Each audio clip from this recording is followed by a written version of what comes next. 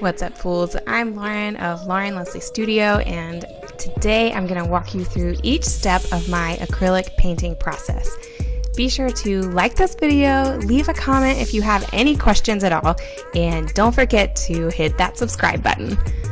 Okay, so I knew for my next painting I wanted to do a nude figure study, and the very first thing I needed was to establish my composition. I got inspired by the cover of one of my Vogue magazines that was just lying around the house, and I just really feel like when it comes to composition, sometimes there's just no need to reinvent the wheel. Even Picasso used classic compositions in all of his work. So what I did was I traced the outlines of these figures, not to copy, but just to give me a basic framework of the composition. So from there, my imagination and my own style just took over. So as you'll see when you see my final painting, it looks absolutely nothing like Vogue's cover. So it has been years since I had scraped out my palette, which I'm just using a glass dishware for baking that comes with a lid. And I really needed to scrape my palette clean because all of the colors were just piling up and it was hard to see my fresh color palette and just use it in general. It was just getting really piled up and gross. And also I wanted to try this acrylic paper by Masterson. It goes in the bottom of your palette, which is another reason why I needed to clean it, and it's supposed to keep your paints wet for a very long time. And I have to admit, I was a little bit skeptical to figure out whether or not it would work, but I was actually really impressed with the results. I do add a lot of water to my palette just to keep everything wet and make sure the paints don't dry out, because when they dry out, that's really just a waste of money. But my paint stayed totally wet for well over a week, and of course I did add like saran wrap over the glass and put the lid on it to make it airtight, so you have to do that as well. But the paper that I used was a 9x12 size oil and acrylic paper by Canson, and I just clipped it onto my artboard to start working.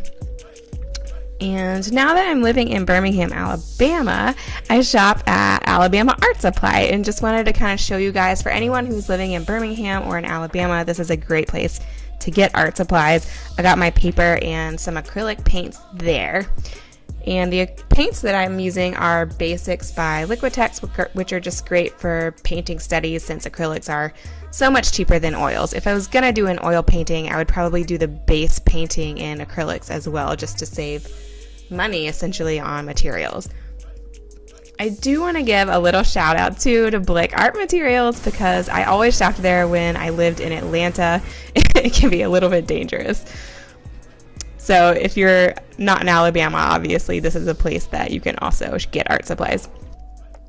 So I went ahead and drew my initial sketch onto my acrylic paper, and I wanted my painting to celebrate women and diversity, so I gave each woman a different skin tone and just a totally different look. And I also wanted my nudes to feel modern and authentic, like real people. I decided to keep a strong black outline to define the women in a bold way, but also in a way that flattened the figures.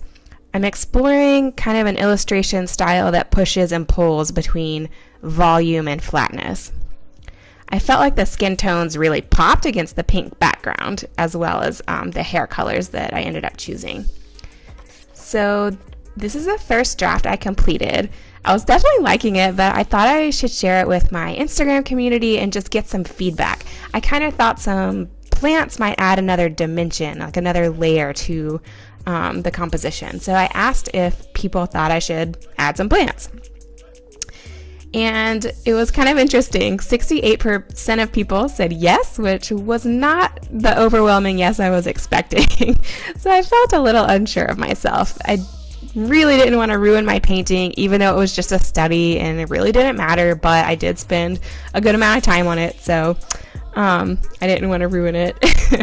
So I scanned the painting into my computer and decided to quickly draw some leaves in Photoshop just to see how it looked. So that way, if I messed it up, it wasn't going to ruin anything. And it just gave me a great opportunity to move motifs around and just make sure I was really liking the composition before I got to the acrylic paints. So I decided I was really liking the plants. They just added more color and more depth to contrast against those flattening black outlines around the bodies. So I also added a bit of shading to the bodies just to give it a little bit more dimension to kind of play against those flattening black outlines. So when I was done, I asked my Instagram community once again how they were liking the plants. And after seeing the final acrylic painting, I got a much bigger majority, with 85% of people preferring the plants. I hope it was really helpful for you all to see my process of painting nude studies with acrylics. If you liked this video, please give it a thumbs up and drop me a happy comment. The more you engage with my video, the more YouTube will suggest it so that other people can learn from this video too. So it just really helps everyone involved. So make sure to subscribe to my channel to get more videos, and follow me on Instagram so that you can interact with my stories in real time, and next time tell me what you think about my acrylic study. And don't forget to look down in the description for your freebie from me. If you have any questions about my process, leave me a comment down below. Click the bell to get notified every time I come out with a new video. And also, I just wanted to invite you to my private Facebook group called The Design Tribe.